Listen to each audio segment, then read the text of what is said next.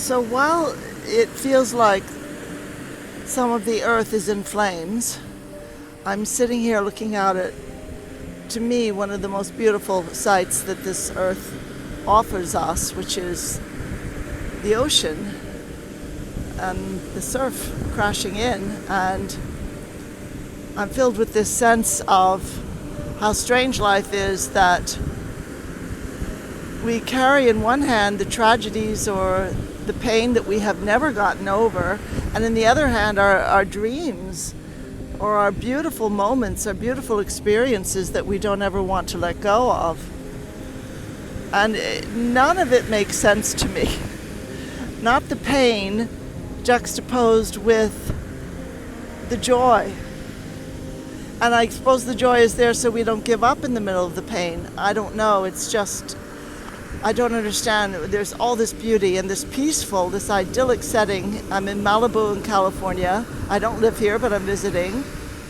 I live 2 states away in New Mexico. I used to live in California.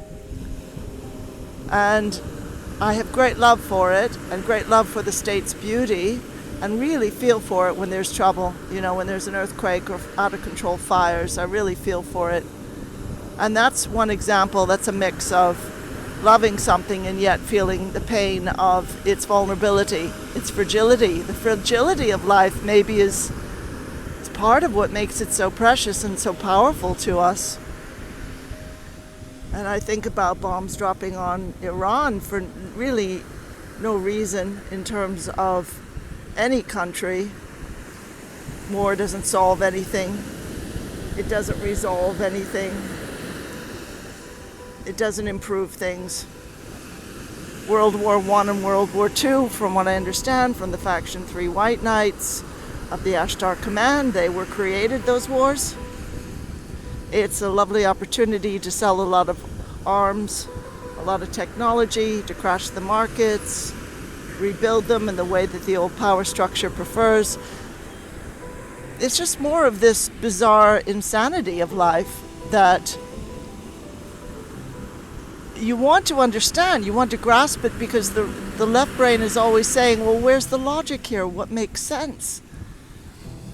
And the problem is an awful lot of things don't make any sense. They're here to have us, to keep us stymied, because there's this chaotic aspect to Earth life that however happy and fulfilled you might be by, say, the work you do or the people in your life or good health, beautiful moments like watching these waves roll to the shore, there's always going to be some complication, something coming up like this wave that's rolling up right now, and now it's crashing, it's coming forward. And then it gives way, it fades, and then it builds again. And our whole life is full of that cycle. And if you were to ask me, well, where's the balance? How do we stay calm when things don't look calm? They just look troubled and difficult. I would say the balance has to be within. You're not going to find it outside where things are constantly shifting. Even the seasons come and go. They're cyclical, but they don't stick around for very long before they morph into something else. And you and I are the same way, friend. I'm going to ask the collective and also the dragon tribes, who have been so beautifully empowering and so wonderful. I'm going to ask them if they can speak to any of this, and I'll just repeat what they're saying. It's a little hard to go into channeling mode when there's people wandering past and the noise of the ocean waves. So what I hear them saying is, when you are seeing all these imbalances and all these strange juxtapositions of a beautiful summer day, knowing that innocent people are being bombed in another country and possibly in that moment endangering your own country, not the people who died, but that very aggressive action of bombing. The only thing to do is to realize that there won't be balance many days in the sense that you and I consider it to be. And that the only way to really move forward and to stay calm in the midst of things that feel really crazy, feel really chaotic and strange, and not to have any rhyme or reason. The only way to stay calm is to establish that within, absolutely. But it won't come from the same place, they're saying, with which we watch the news or read an article on Substack or talk to other people about. It won't come from everyday interaction or information taking, and we are all information addicts these days. It will come from our higher selves, and they live well above the tumult. They live well above all the madness. They have no interest in getting upset about anything, and no interest in being angry that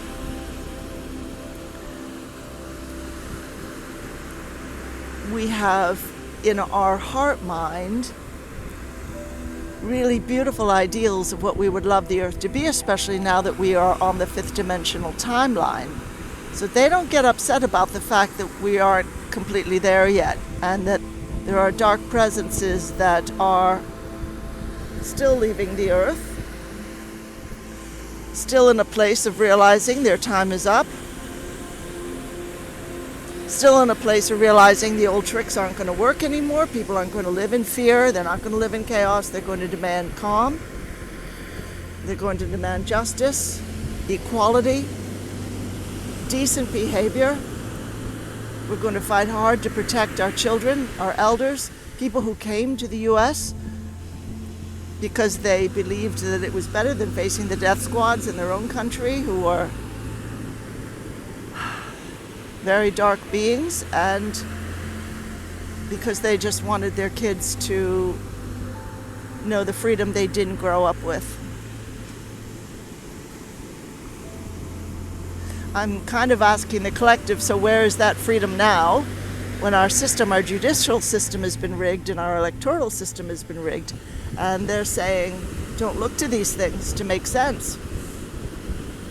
They aren't grounded in justice and equality. They're grounded in the old power structure, and they have to metamorphosize or dissolve and give way to something far higher if they're not going to metamorphosize and move to a higher vibration and reflect divine justice.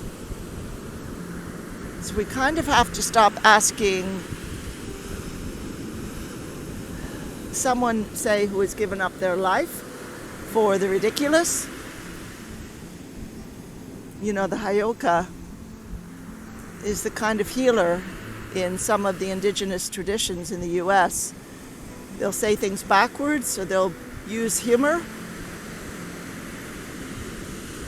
to proffer their wisdom. And this whole earth right now is providing us with that.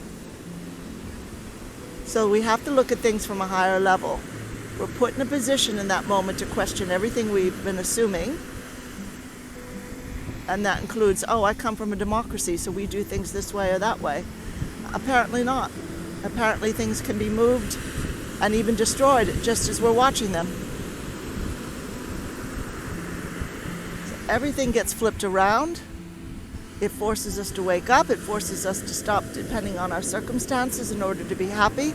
And it requires us to see life from a very, very much higher level. And from there, our emotions do not get twisted and upset. Our mind is quieted when it begins to realize, well, what you considered makes a lot of sense, really doesn't. And it's time to realize that the whole basis of life on this planet is shifting so powerfully that we're going to have to stay in the moment, call on our higher selves for sense, and live in 5D inwardly, even when it hasn't presented yet fully outwardly. It is presenting in some ways outwardly, but not fully. And that means going into a state of meditation, going into your breathing in slowly, maybe do a count of 4 or 5, staying with that breath for a few counts, and then releasing for maybe 5 or 6 counts. It means coming out of the left brain and realizing the pain and the shock that we see around us is begging to be healed. We've seen it before in many lives.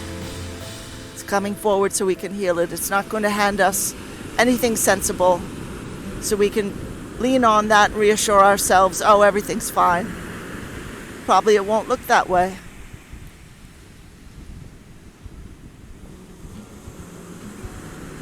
So just as shortly as these waves come flying in to the shore, you and I come back again and again trying to make sense of Earth life, except this is the exception, my friend.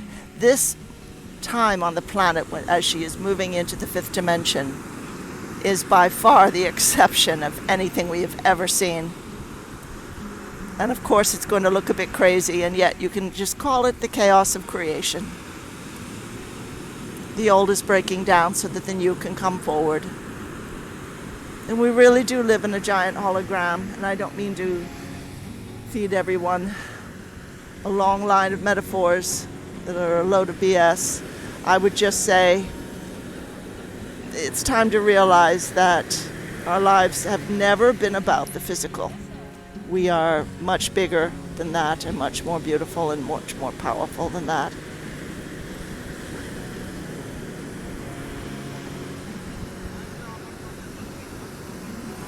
It's time to remember who we really are, not who we were raised to be. Who we really are is phenomenal. We just need to remember to ask to know that person, why they've come in and what they're offering the planet at this time. So the collective have been flowing energies to us throughout this video to assure everyone you're not alone in this. It's all happening for reasons we can't see. Hold the Middle East in that cool violet fire of Saint Germain, and know that we are not alone.